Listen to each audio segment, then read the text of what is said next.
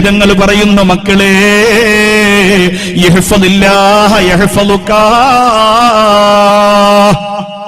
അല്ലാഹുവിനെ നിങ്ങൾ സൂക്ഷിച്ചാൽ അല്ലാഹു നിങ്ങളെ സൂക്ഷിക്കുമെന്ന് നബി മുഹമ്മദ് മുസ്തഫ നമ്മുടെ മക്കൾക്ക് പറഞ്ഞു കൊടുക്കേണ്ടതാണ്.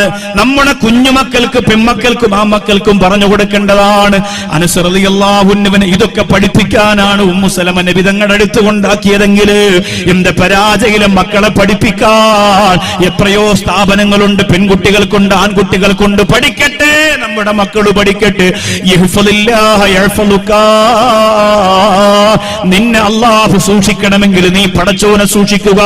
ഹറാമ് ചെയ്യാതെ, അനിസ്ലാമികമായ പ്രവൃത്തി ചെയ്യാതെ, അല്ലാഹുവിന് ഇഷ്ടപ്പെടാത്ത ചിന്തകൾ കൊണ്ടുവരാതെ നീ അല്ലാഹുവിനെ സൂക്ഷിച്ചാൽ അല്ലാഹു നിന്നെ സൂക്ഷിക്കുന്നതാണ്. തഅറഫ അലല്ലാഹി ഫിർറഖാ യഅരിഫുക ഫിശ്ശിദ്ദാ, സന്തോഷം വരുമ്പോൾ നീ പടച്ചവനെ മനസ്സിലാക്കിയാൽ സങ്കടം വരുമ്പോ അല്ലാഹു നിന്നെ മനസ്സിലാക്കുന്നതാ.